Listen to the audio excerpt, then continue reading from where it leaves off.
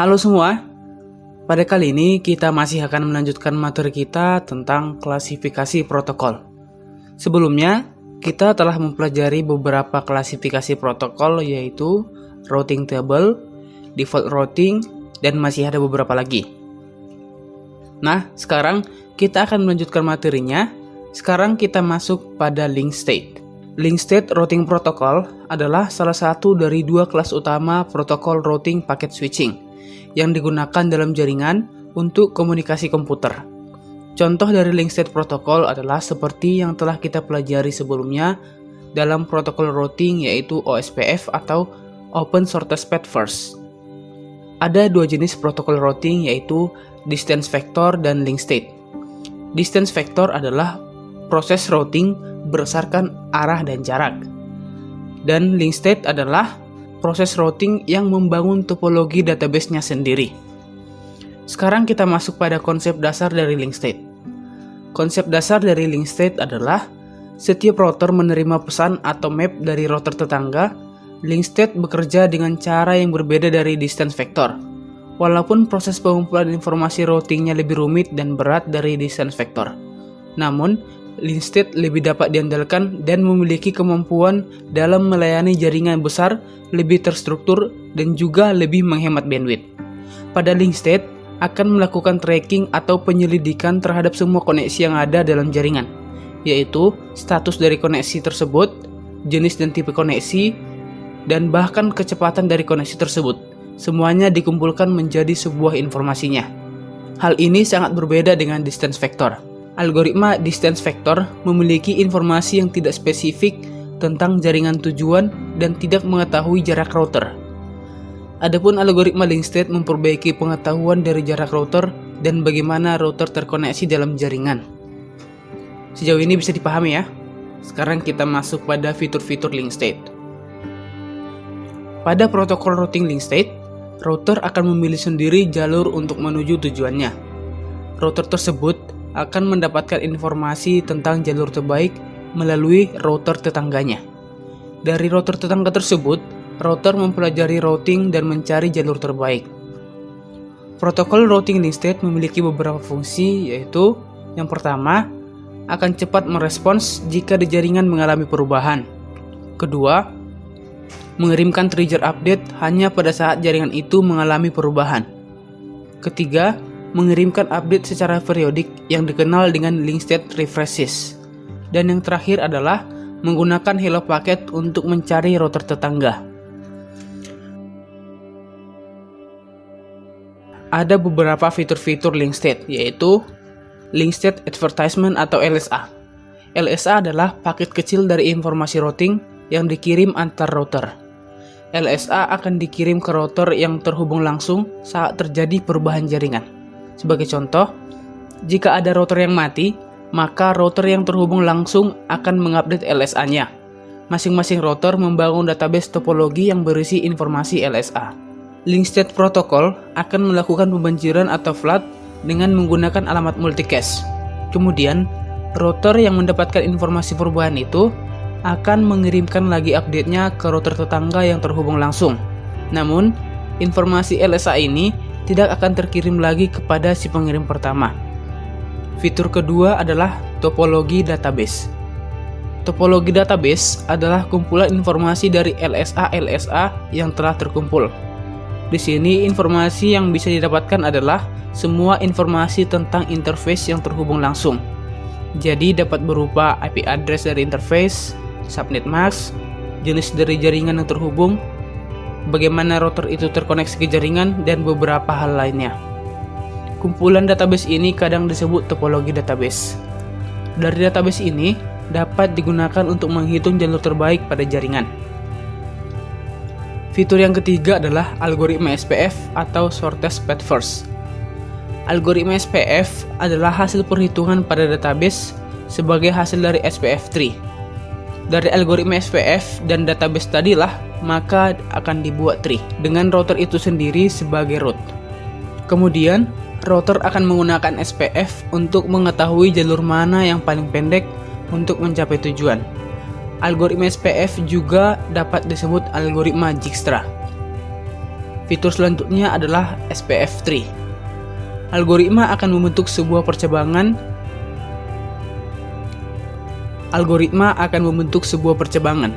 Ini akan membantu router untuk menentukan jalur terbaiknya.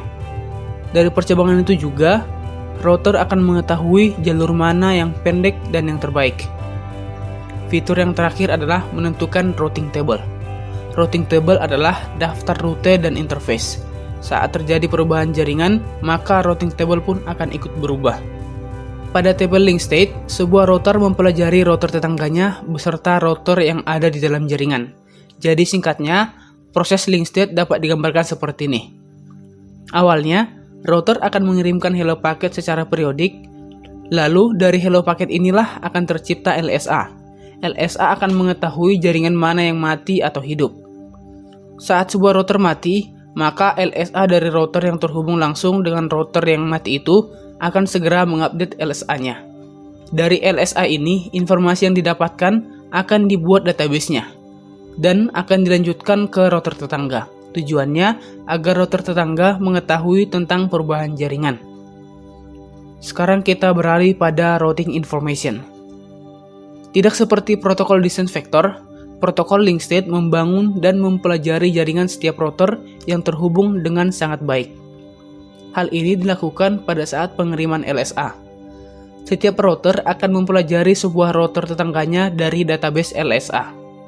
Setelah LSA terupdate, maka SPF atau Shortest Path First algoritma akan mempelajarinya dan menghitung jumlah metrik yang dibutuhkan untuk mencapai tujuan. Informasi tersebut akan digunakan untuk mengupdate routing table. Tabel routing akan berubah ketika ada router yang mati. Dalam link state juga menggunakan trigger update. Artinya, tidak perlu menunggu waktu tertentu untuk mengupdate tabel routing. Jadi, saat jaringan mengalami perubahan, maka link state akan langsung mengupdate tabel routingnya. Sehingga, hal ini akan mempercepat adanya penyatuan jaringan, tanpa harus menunggu sejumlah waktu tertentu. Selanjutnya, algoritma routing link state. Algoritma routing link state memiliki beberapa karakteristik, yaitu yang pertama, link state akan bersatu dalam SPF protokol. Kedua, link state akan mempelajari database yang sangat rumit dari topologi jaringan. Dan yang ketiga adalah, link state akan dibuat berdasarkan algoritma Dijkstra. Algoritma Dijkstra adalah salah satu algoritma yang digunakan untuk mencari jalur terpendek. Untuk lebih jelasnya bisa kalian cari di internet ya. Kita kembali kepada materinya. Router akan mempelajari database dari topologi jaringan yang terdapat dari LSA. Kemudian dari LSA itu akan dibuat algoritma SPF. Lalu, algoritma SPF akan menghitung jaringan yang dapat dicapai. Sekarang kita masuk pada kelebihan dan kekurangan link state. Yang pertama adalah kelebihannya. Ada beberapa kelebihan dari link state, yaitu 1. Menggunakan cosmetric untuk memilih jalurnya di dalam jaringan. Apa itu cosmetric? Akan kita bahas nanti. Baik, yang kedua, menggunakan trigger untuk memastikan bahwa jaringan akan menyatu pada akhirnya tanpa harus menunggu waktu tertentu. Yang ketiga, masing-masing router sudah memiliki gambaran sendiri tentang jaringan yang akan digunakan.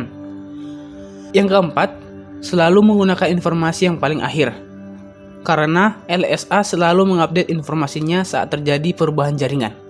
Yang kelima, ukuran database link state dapat diperkecil dengan memperhatikan bentuk jaringan. Yang keenam, semua router memiliki kemampuan untuk mengcopy peta atau mapping selama masih berada dalam satu jaringan. Yang ketujuh, didukung oleh classless interdomain routing atau CIDR dan variable length subnet max atau VLSM. Di samping kelebihannya, link state juga memiliki beberapa kekurangan, yaitu 1. Membutuhkan banyak memori dan prosesor karena untuk menampung setiap update.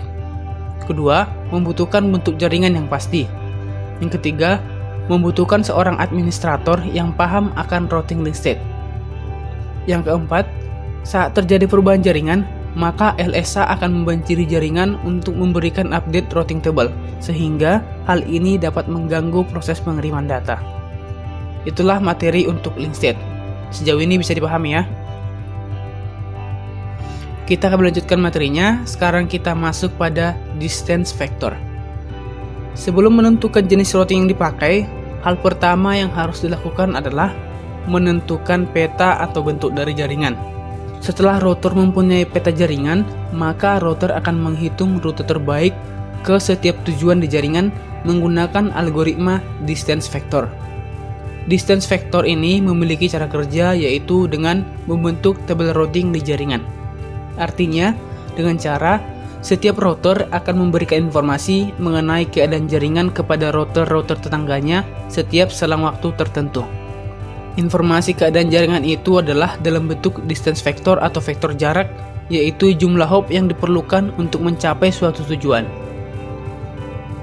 Router tetangga akan menyimpan dan mengolah informasi keadaan jaringan yang diterimanya, dan juga menyampaikan informasi tersebut ke router-router tetangga yang lain. Hal ini akan berlangsung terus-menerus sampai seluruh router di jaringan mengetahui keadaan jaringan. Ada dua macam distance vector, yaitu routing update dan routing loop. Yang pertama, routing update distance vector. Routing update terjadi secara periodik atau ketika topologi jaringan mengalami perubahan. Algoritma distance vector dijalankan di setiap router untuk mengirimkan informasi isi tabel routingnya ke router-router tetangganya. Tabel routing tersebut berisi informasi mengenai total cost jalur, yang mana total cost jalur ditentukan oleh metrik dan alamat logik dari router pertama pada jalur tiap-tiap jaringan dalam tabel routingnya. Yang kedua adalah routing loop distance vector. Routing loop dapat terjadi pada saat tabel routing tidak konsisten saat terjadi perubahan jaringan. Kita lanjutkan materinya. Sekarang kita masuk pada klasifikasi protokol yang 11, yaitu classful. Classful adalah pengalamatan IP yang dibagi berdasarkan kelas. Alamat IP dibagi menjadi dua, yaitu alamat jaringan dan host identifier. Bagian paling penting adalah alamat jaringan yang digunakan untuk mengidentifikasi jaringan, dan bagian yang paling signifikan adalah host identifier. Classful memiliki kelebihan dan kekurangan. Kelebihannya adalah tidak perlu menyertakan subnet mask pada update routing, sedangkan kekurangannya adalah classful tidak mendukung VLAN dan jaringan discontiguous. Materi terakhir untuk pertemuan kita kali ini adalah metrik. Metrik adalah suatu nilai yang digunakan untuk mencapai suatu jaringan. Ketika terdapat lebih dari satu route atau jalur yang menuju network yang sama, router harus mempunyai sebuah mekanisme untuk menghitung dan menentukan jalur terbaik. Protokol routing yang berbeda, maka akan menggunakan metrik yang berbeda juga. Seperti misalnya, RIP menggunakan router hop yang paling sedikit, sedangkan EIGRP menggunakan kombinasi bandwidth dan total delay pada router untuk menentukan jalur terbaiknya. Ada beberapa hal yang sering digunakan sebagai metrik, yaitu yang pertama hop count, kedua bandwidth, yang ketiga load, yang keempat delay, yang kelima reliability, dan yang keenam adalah cost. Yang pertama hop count. Metrik hop count hanya menghitung jumlah router hop. Misalnya kita punya 3 router, router A, B, dan C. A ke B adalah 1 hop, dan A, C, B adalah 2 hop. Jadi misalnya kita berangkat dari router A ke router B. Jika langsung dari A ke B, maka itu adalah 1 router hop. Sedangkan jika terlebih dahulu ke router C atau A, C, B, maka itu ada 2 router hop. Jika metrik yang digunakan hanyalah hop count, maka yang menjadi rute terbaik adalah jalur dengan jumlah router hop yang paling sedikit, yaitu A, B, karena itu cuma 1. Kita lanjut ke metrik kedua, yaitu bandwidth. Metrik bandwidth akan memilih jalur dengan bandwidth yang terbesar. Tapi masalahnya adalah jika hanya menggunakan metrik bandwidth saja, maka itu bukan metrik yang bagus. Karena masih harus memperhitungkan bagaimana jika bandwidth yang besar namun memiliki delay yang besar juga, maka itu kurang bagus. Yang ketiga adalah load. Metrik ini mencerminkan jumlah traffic yang menggunakan link sepanjang jalur, yang mana yang menjadi jalur terbaik adalah jalur dengan traffic yang paling sepi. Tidak seperti hop count dan bandwidth, load pada route atau jalur berubah-ubah, oleh karena itu nilai metrik juga akan ikut berubah. Hal ini perlu diperhatikan, yaitu jika perubahan nilai metrik terjadi terlalu sering, maka frekuensi perubahan route terbaik pada rute juga akan semakin tinggi. Hal ini akan berpengaruh pada penggunaan CPU pada router, bandwidth data link, dan stabilitas jaringan. Yang keempat adalah delay. Delay adalah ukuran waktu yang harus diambil ketika paket menempuh sebuah jalur atau rute. Protokol routing yang menggunakan delay sebagai metrik akan memilih dengan delay yang paling sedikit sebagai jalur terbaik. Yang kelima adalah reliability. Reliability mengukur kemungkinan link dalam satu hal akan mengalami kegagalan dan dapat berupa variabel atau nilai yang sudah ditetapkan. Contohnya adalah berupa variabel, yaitu jumlah seberapa sering link mengalami kegagalan atau jumlah error yang terjadi dalam periode waktu tertentu. Jalur dengan reliability tertinggi akan dipilih sebagai jalur terbaik. Dan yang terakhir adalah metric cost. Metrik ini dikonfigurasi oleh admin untuk mencerminkan jalur-jalur yang lebih disukai. Cost dapat didefinisikan dengan kebijakan apapun atau berdasarkan karakteristik link, atau bisa saja mencerminkan kebijakan sewenang-wenang administrator. Oleh karena itu, cost adalah istilah yang digunakan untuk menggambarkan metrik tak berdimensi. Cost sering digunakan sebagai istilah umum saat membicarakan pemilihan sebuah jalur. Misalnya, RIP memilih cost terendah sebagai jalur berdasarkan hop count. Istilah umum lainnya adalah terpendek, seperti dalam RIP memilih jalur terpendek berdasarkan hop count. Jika digunakan dalam konteks seperti ini, cost terendah atau tertinggi dan terpendek atau terpanjang hanyalah sudut pandang protokol routing berdasarkan metriknya yang telah ditetapkan. Itulah materi untuk kali ini. Jika ada yang masih kurang dimengerti, silahkan bertanya. Terima kasih.